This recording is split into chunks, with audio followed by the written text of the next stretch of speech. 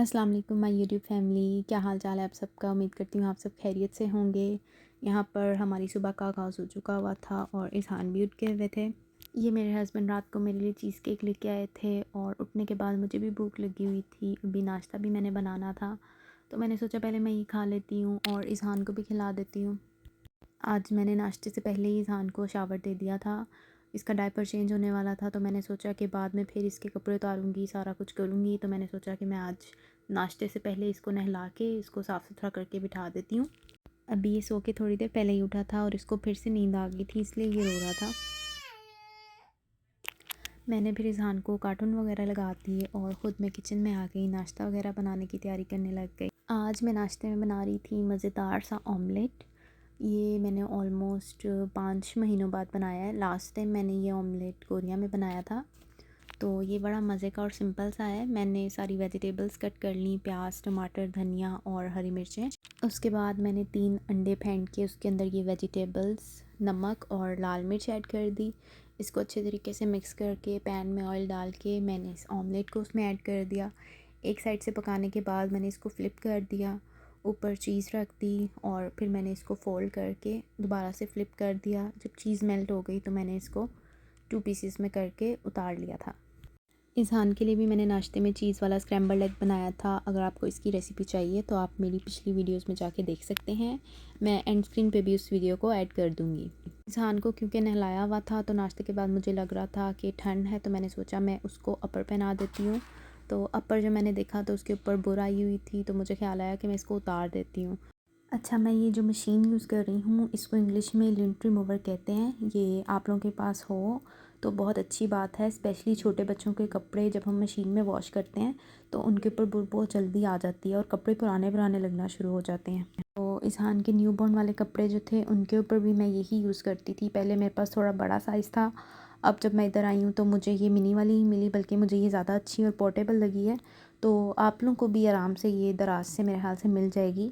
मेरे पास जो मशीन है ये बैटरीज़ वाली है, ये चार्जेबल भी होती है।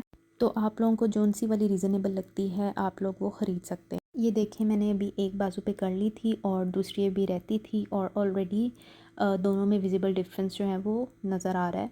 तो ये बहुत अच्छी और काम की चीज़ है, आप लोग भी इसको मस्ट परचेज़ करें। सर्दियों में तो स्पेशली ये बहुत काम आती है और ख़ाली बच्चों के नहीं, बड़ों के कपड़ों के लिए भी ये यूज़ इसको कर सकते हैं आप लोग। अच्छा, मैंने पिछले दिनों व्लॉग अपलोड इसलिए नहीं किया क्योंकि मेरा एकदम हर चीज़ से दिल उठ गया था। मैं एकदम बहुत ज़्यादा सैड और परेशान हो गई थी और ख़ाली मैं ही नहीं, जिसने भी इस बारे में सुना तो सभी ज़ाहिर है बहुत परेशान थे। फिर मैंने सोचा कि मैं आप लोगों से भी अपने दिल का हाल और ये वाक़या शेयर करती हूँ, इस वजह से मैं आज के व्लॉग में ये सब कुछ ऐड कर रही हूँ। तो हुआ ये कि मेरे हस्बैंड के एक फ्रेंड हैं न्यूयॉर्क पुलिस डिपार्टमेंट में। आगे से उनके एक और फ्रेंड थे पुलिस में। वो अपने किसी फैमिली मेम्बर के साथ ऑफ ड्यूटी टाइम में मार्केट प्लेस पे किसी के साथ डील करके गाड़ी ख़रीदने के लिए गए।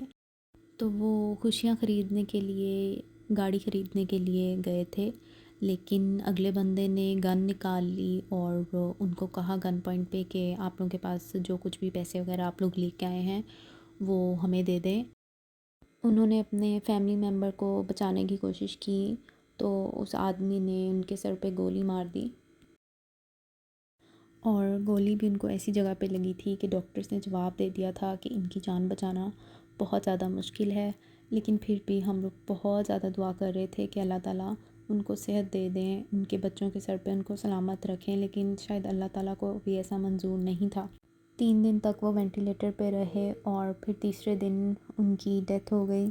बहुत ज़्यादा वो अफ़सोसनाक लम्हा था हमारे लिए। एकदम जैसे ही मैंने सुना तो मैं बहुत ज़्यादा रोई। यहाँ पे पूरे न्यूयॉर्क में बहुत ज़्यादा शोक वाला माहौल था और उस टाइम पे बस यही दुआ थी कि अल्लाह ताला इनके घर वालों को सब्र दें बहुत ज़्यादा। मैंने आप लोगों के साथ ये बात शेयर करने के लिए ये क्लिप इंटरनेट से लिया है। अभी उनकी एज बहुत कम थी, 26 ईयर्स के बस वो थे, शादीशुदा थे, 2 उनके छोटे छोटे बच्चे हैं, आप देख सकते हैं। तो बहुत ज़्यादा अफसोस हो रहा था सब कुछ सुन के, सब कुछ देख के। अल्लाह ताला उनके दर्जात बुलंद करें। उनके जनाजे के टाइम पे बहुत ज़्यादा लोग इकट्ठे हुए हुए थे। न्यूयॉर्क पुलिस डिपार्टमेंट ने बहुत ज़्यादा ऑनरेबल तरीके से, बहुत ज़्यादा इज़्ज़त दे के सारी उनकी आखिरी रसूमात की। इधर न्यूयॉर्क की हिस्ट्री में ये पहला ऐसा वाक़या था जो पाकिस्तानी अमेरिकन पुलिस ऑफिसर के साथ पेश आया था। इस वजह से बहुत ज़्यादा सोग वाला माहौल हर जगह बना हुआ था। आप भी इनकी मग़फ़िरत के लिए दुआ कीजिएगा और इनके घर वालों को भी अपनी दुआओं में याद रखिएगा। यहाँ पर शाम हो गई हुई थी और इज़हान ने कुछ भी नहीं खाया हुआ था दोपहर का, तो उसको भूख लग रही थी, तो मैंने उसके लिए नगेट्स फ्राई कर लिए और अपने लिए भी मैंने फिर साथ यही बना लिया क्योंकि मेरे हस्बैंड लेट आते हैं तो खाने में भी बहुत टाइम था। लास्ट टाइम जो मैं साग और पालक लेके आई थी, काफ़ी दिन हो गए हुए थे इसको फ्रिज में पड़े हुए और इसमें से काफ़ी ख़राब भी हो गया था, तो मैंने सोचा कि मैं आज इसको बना लेती हूँ इससे पहले कि ये सारा ख़राब हो जाए। तो मैंने पालक को अलहदा कट कर लिया था और साग को अलहदा कट कर लिया था। उसके बाद मैंने इसमें डालनी थी 4 हरी मिर्चें, 7-8 लहसुन के जवे और थोड़ा सा पानी डाल के मैंने इसको बिठा लिया था और थोड़ा सा हल्का सा कुक कर लिया था। ये मैं अपनी ज़िंदगी में पहली दफ़ा साग बना रही थी और वो भी प्रेशर कुकर में। 5 to 7 मिनट्स प्रेशर कुक करने के बाद मैंने इसका ढक्कन उतार दिया था और जो साग घोटने वाला होता है वो मेरे पास नहीं था, तो मैंने सोचा कि मैं मैशर की हेल्प से ही इसको बारीक कर लेती हूँ क्योंकि अगर ग्राइंडर में या चॉपर में डाला तो वो बहुत ही ज़्यादा बारीक हो जाएगा, तो पालक की तरह बिल्कुल बन जाएगा। इसलिए मैंने फिर इसको मैशर की हेल्प से मैश कर लिया। अच्छा, साग की क्वांटिटी थोड़ी इसलिए है क्योंकि मुझे आइडिया नहीं था कि ये बन के बिल्कुल ही थोड़ा सा हो जाता है, तो मैंने अपनी तरफ से थोड़ा लिया था कि बच ना जाए या ज़ाया ना हो, तो वो बिल्कुल ही कम हो गया था। ये बहुत अच्छे से मैश हो गया हुआ था और मुझे पहले नमक डालना याद नहीं रहा था, तो फिर इसलिए मैंने नमक इसमें बाद में डाला था और उसके बाद मैंने इसके अंदर 2 टेबलस्पून व्हीट फ्लोर ऐड कर दिया हुआ था। साग मेरा रेडी हो गया हुआ था। अब मेरा आज दिल चाह रहा था कि मैं साग के साथ पराठा खाऊं। वैसे मोस्टली मैं रूटीन में पराठा नहीं खाती, रोटी ही खाती हूँ, तो आज क्योंकि साग बना था तो मैंने सोचा कि चलो मैं अपने लिए पराठा बना लेती हूँ। तो अपने लिए मैंने स्क्वायर वाला पराठा बनाया और अपने हस्बैंड के लिए सिंपल वाली रोटी, क्योंकि उनका रोटी खाने का ही मूड था।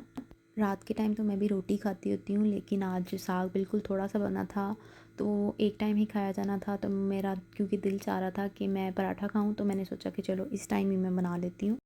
मैंने साग प्रेशर में इसलिए बनाया था क्योंकि एक तो थोड़ा भी था, दूसरी तरह बनाने में देर भी बहुत लग जाती है और बच्चा भी है साथ, तो किचन में काम करना उसके साथ ज़्यादा देर के लिए बहुत मुश्किल हो जाता है, तो मेरी कोशिश होती है कि मैं वो काम करूँ जो इंस्टेंटली हो जाए। रोटियां बस मैंने रेडी कर ली हुई थी। इसके बाद आखिरी काम था, साग को मैंने अब बस तड़का लगाना था। साग खाए हुए मुझे भी ऑलमोस्ट 5 साल गुजर गए हुए थे और मेरे हस्बैंड को भी 6 साल गुजर गए हुए थे, क्योंकि कोरिया में साग एक तो इजीली मिलता नहीं था और अगर मिलता भी था तो कैंड मिलता था, वो हमने कभी ट्राई ही नहीं किया। अच्छा, तड़के के लिए मैंने सबसे पहले पैन में बटर ऐड कर दिया था, उसको मैंने मेल्ट कर लिया। साथ मैंने थोड़ा सा ऑयल भी ऐड कर दिया और जब ये अच्छे तरीके से मेल्ट हो गया तो मैंने इसके अंदर कटी हुई लहसुन, अदरक और ड्राइड रेड चिलीज़ ऐड कर दी थी। बस उसके बाद मैंने इसको नॉर्मल सी फ्लेम पे थोड़ी देर के लिए कुक किया, जब तक कि इसका कलर लाइट ब्राउन सा नहीं हो गया लहसुन और अदरक का। बहुत ही मज़े का मेरा साग तैयार हुआ था। अगर आप लोगों को भी जल्दी है और साग बनाना चाहते हैं तो आप लोग भी ये वाली रेसिपी मस्ट ट्राई करें, मुझे उम्मीद है आप लोगों को भी बहुत पसंद आएगा। साग मैंने अपना दोबारा से गर्म कर लिया हुआ था क्योंकि तब तक ठंडा हो गया हुआ था जब तक मेरे हस्बैंड आए, और उसको मैंने फिर बाउल में ऐड कर दिया था और बाउल के अंदर ही मैंने फिर ये तड़का ऐड कर दिया। और ये थी मेरे साग की फ़ाइनल लुक। ये बहुत ही मज़े का बना था जिसकी वजह से मुझे अपने हस्बैंड से इनाम भी मिला। उन्होंने मुझे $30 दिए। एक तो खाया भी काफ़ी देर बाद था, इस वजह से भी बहुत अच्छा लग रहा था और बना भी बहुत टेस्टी था। ये देखें, ये मेरा इनाम। रात हो गई हुई थी और इज़हान ने तो कुछ भी नहीं खाया हुआ था क्योंकि साग भी स्पाइसी था, इस वजह से मैंने उसको वो नहीं खिलाया। तो फिर मुझे समझ नहीं आ रही थी मैं इसको क्या खिलाऊं, तो मैंने इसको ये स्ट्रॉबेरी एप्पल की जो प्यूरी सी थी सॉस, ये मैंने इसको खिला दी थी। और बस इस तरह से ही हमारा दिन जो है वो ख़त्म हो गया हुआ था। तो अगर आप लोगों ने मेरा व्लॉग देखा है और आपको पसंद आया है तो मेरे व्लॉग को लाइक करें और मेरे चैनल को सब्सक्राइब करें और हम सबको अपनी दुआओं में बहुत याद रखें। खुदा हाफिज़।